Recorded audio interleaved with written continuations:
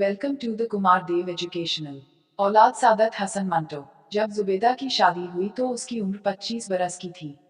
इसके माँ बाप तो ये चाहते थे कि 70 बरस के होत ही उसका ब्याह हो जाए, मगर कोई मुनासिब व मौजूद रिश्ता मिलता ही नहीं था।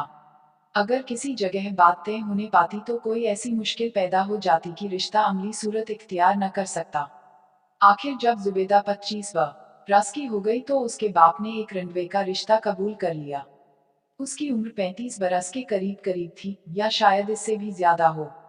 साहबे रोजगार था। मार्केट में कपड़े की थोक फरोशी की दुकान थी। हर माह 500-600 रुपए कमा लेता था। जुबेदा बड़ी फरमाबरदार लड़की थी। उसने अपने वालिदैन का फैसला मंजूर कर लिया। चुनांचे शादी हो गई और वो अपने ससुराल चली गई। उसका खावुंद, जिसका नाम इल्मुद्दीन था, बहुत शरीफ और मुंह हबत करने वाला साबित हुआ। जुबेदा की हर आसाइश का ख्याल रखता। कपड़े की कोई कमी नहीं थी, हालांकि दूसरे लोग इसके लिए तरसते थे। 40,000 और थरीबी का लट्ठा, शनो और 2 घोड़े की बोस्की के थानों के थान जुबेदा के पास मौजूद थे। वो अपने मैके हर हफ्ते जाती। एक दिन वो गई तो उसने डेयरी में कदम रखते ही बीन करने की आवाज सुनी। अंदर गई तो उसे मालूम हुआ कि उसका बाप अचानक दिल की हरकत बंद होने के बायस मर गया है। अब जुबेदा की माँ अकेली रह गई थी। घर में सिवाय एक नौकर के और कोई भी नहीं था। उसने अपने शौहर से दरख्वास्त की कि वो उसे इजाजत दे कि वो अपनी बेवा माँ को अपने पास बुला ले। इल्मुद्दीन ने कहा, इजाजत लेने की क्या जरूरत थी। डॉट डॉट डॉट ये तुम्हारा घर है और तुम्हारी माँ मेरी माँ। जाओ उन्हें ले आओ। जो सामान वगैरह होगा उसको यहाँ लाने का बंदोबस्त मैं अभी किए देता हूँ। बेदा बहुत खुश हुई। घर काफी बड़ा था। 2-3 कमरे खाली पड़े थे।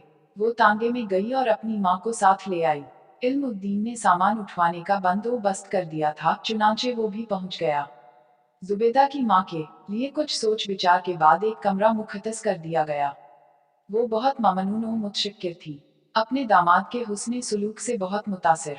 उसके जी में कई मर्तबा ये ख्वाहिश पैदा हुई कि वो अपना सारा जेवर, जो कई हजारों की मालियत का था, उसको दे दे कि वो अपने कारोबार में लगाए और ज्यादा कमाए।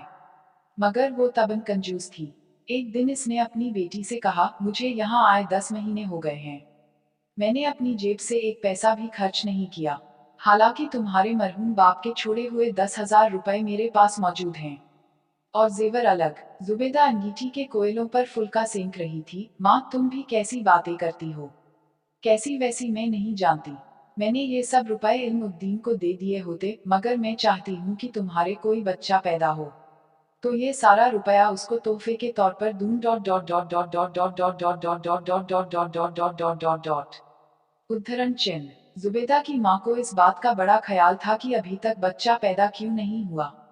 शादी हुए करीब करीब 2 बरस हो चुके थे, मगर बच्चे की पैदाइश के आसार ही नजर नहीं आते थे। वो उसे कई हकीमों के पास ले गई। कई माजुने, कई सफूफ, कई कुर्स उसको खिलवाए, मगर खातिर ख्वाह नतीजा बरामद न हुआ। आखिर उसने पीरों फकीरों से रुजू किया।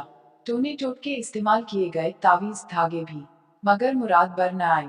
जुबेदा डॉट डॉट डॉट इस दौरान में तंग आ गई। एक दिन चुनांचे उसने उकता कर अपनी माँ से कह दिया, छोड़ो इस किस्से को। बच्चा नहीं होता तो न हो। उसकी बूढ़ी माँ ने मुंह बिसूर कर कहा, बेटा डॉट डॉट ये बहुत बड़ा किस्सा है। तुम्हारी अकल को मालूम नहीं क्या हो गया है। तुम इतना भी नहीं समझती कि औलाद का होना कितना जरूरी है। इसी से तो इंसान की जिंदगी का बाग सदा हरा भरा रहता है। जुबेदा ने फुल्का चंगेर में रखा, मैं क्या करूं। बच्चा पैदा नहीं होता तो इसमें मेरा क्या कसूर है। बढ़िया ने कहा, कसूर किसी का भी नहीं बेटी, बस सिर्फ एक अल्लाह की मेहरबानी चाहिए। जुबेदा अल्लाह मियाँ के हुजूर हजारों मर्तबा दुआएं मांग चुकी थी कि वो अपने फजल और करम से उसकी गोद हरी करे, मगर उसकी इन दुआओं से कुछ भी नहीं हुआ था। जब उसकी माँ ने हर रोज उससे बच्चे की पैदाइश के मुतल्लिक बातें करना शुरू की तो उसको ऐसा महसूस होने लगा कि वो बंजर जमीन है, जिसमें कोई पौधा उग ही नहीं सकता। रातों को वो अजीब अजीब से अवाब देखती, बड़े उटपटांग किस्म के। कभी ये देखती कि वो लोको दक सहरा में खड़ी है, उसकी गोद में एक गुल गोथना सा बच्चा है, जिसे वो हवा में इतने जोर से उछालती है कि वो आसमान तक पहुंचकर गायब हो जाता है। कभी ये देखती कि वो अपने बिस्तर में लेटी है, जो नन्हे मुन्ने बच्चों के जिंदा और मुतहर्रिक गोश्त से बना है। ऐसे ख्वाब देख देख कर उसका दिल और दिमाग गैर मुतवाजिन हो गया। बैठे बैठे उसके कानों में बच्चों के रोने की आवाज आने लगी। और वह अपनी माँ से कहती, ये किसका बच्चा रो रहा है। उसकी माँ ने अपने कानों पर जोर देकर यह आवाज सुनने की कोशिश की। जब कुछ सुनाई न दिया तो उसने कहा, कोई बच्चा रो नहीं रहा। उद्धरण चिन्ह, नहीं माँ, डॉट डॉट डॉट डॉट, रो रहा है, बल्कि रो रो के हलकान हुए जा रहा है। उसकी माँ ने कहा, या तो मैं बहरी हो गई हूँ या तुम्हारे कान बजने लगे हैं। जुबेदा खामोश हो गई, लेकिन उसके कानों में देर तक किसी नौजायदा बच्चे के रोने और बिलखने की आवाजें आती रहीं। उसको कई बार ये भी महसूस हुआ कि उसकी छातियों में दूध उतर रहा है। इसका जिक्र उसने अपनी माँ से न किया, लेकिन जब वह अंदर अपने कमरे में थोड़ी देर आराम करने के लिए गई तो उसने कमीज उठाकर देखा कि उसकी छातियां उभरी हुई थी। बच्चे के रोने की आवाज उसके कानों में अक्सर टपकती रही, लेकिन वो अब समझ गई थी कि यह सब वाहिमा है। हकीकत सिर्फ ये है कि उसके दिल और दिमाग पर मुसलसल हथौड़े पड़ते रहे हैं कि उसके बच्चा क्यों नहीं होता, और वो खुद भी बड़ी शिद्दत से वो खला महसूस करती है जो किसी ब्याही औरत की जिंदगी में नहीं होना चाहिए। वो अब बहुत उदास रहने लगी।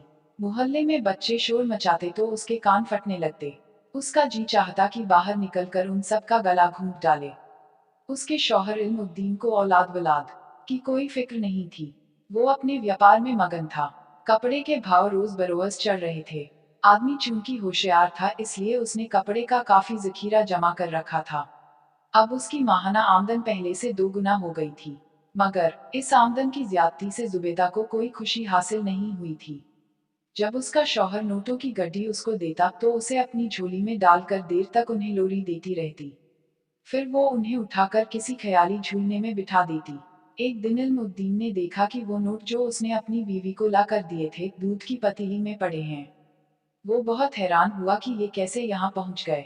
चुनांचे उसने जुबेदा से पूछा, ये नोट दूध की पतीली में किसने डाले हैं।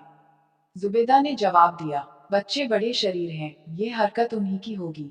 इल्मुद्दीन बहुत मुत्हिर हुआ, लेकिन यहाँ बच्चे कहाँ हैं।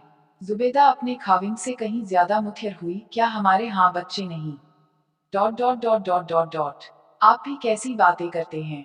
अभी स्कूल से वापस आते होंगे, उनसे पूछूंगी कि ये हरकत किसकी थी। इल्मुद्दीन समझ गया, उसकी बीवी के दी माग का तवाजुन कायम नहीं, लेकिन उसने अपनी सास से इसका जिक्र न किया कि वो बहुत कमजोर औरत थी। वो दिल ही दिल में जुबेदा की दिमागी हालत पर अफसोस करता रहा, मगर उसका इलाज इसके बस में नहीं था। उसने अपने कई दोस्तों से मशवरा लिया। उनमें से चंद ने उससे कहा कि पागलखाने में दाखिल करा दो, मगर इसके ख्याल ही से उसे वहशत होती थी। उसने दुकान पर जाना छोड़ दिया, सारा वक्त घर रहता और जुबेदा की देखभाल कर, ताकि मबादा वो किसी रोज कोई खतरनाक हरकत कर बैठे। उसके घर पर हर वक्त मौजूद रहने से जुबेदा की हालत किसी कदर दुर्सत हो गई, लेकिन उसको इस बात की बहुत फिक्र थी कि दुकान का कारोबार कौन चला रहा है। कहीं वो आदमी जिसको ये काम सुपुर्द किया गया है गबन तो नहीं कर रहा। उसने चुनांचे कई मर्तबा अपने खाविंद से कहा, दुकान पर तुम क्यों नहीं जाते। इल्मुद्दीन ने इससे बड़े प्यार के साथ कहा, जानम, मैं काम करके थक गया हूँ, अब थोड़ी देर आराम करना चाहता हूँ। मगर दुकान किसके सुपुर्द है। मेरा नौकर है, वो सब काम करता है। क्या ईमानदार है। हाँ हाँ, बहुत ईमानदार है, दमड़ी दमड़ी का हिसाब देता है। तुम क्यों फिक्र करती हो। जुबेदा ने बहुत मुतफिकिर होकर कहा, मुझे क्यों फिक्र न होगी, बाल बच्चेदार हूँ। मुझे अपना तो कुछ ख्याल नहीं, लेकिन इनका तो है। ये आपका नौकर अगर आपका रुपया मार गया तो ये समझिए कि बच्चों। इल्मुद्दीन की आंखों में आंसू आ गए। जुबेदा, इनका अल्लाह मालिक है। वैसे मेरा नौकर बहुत वफादार है और ईमानदार है। तुम्हें कोई तरद्दुद नहीं करना चाहिए। मुझे तो किसी किस्म का तरद्दुद नहीं है, लेकिन बाज़ औकात माँ को अपनी औलाद के मुतल्लिक सोचना ही पड़ता है।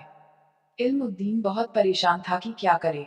जुबेदा सारा दिन अपने ख्याली बच्चों के कपड़े सीती रहती, उनकी जुराबें धोती, उनके लिए ऊनी स्वेटर बुनती।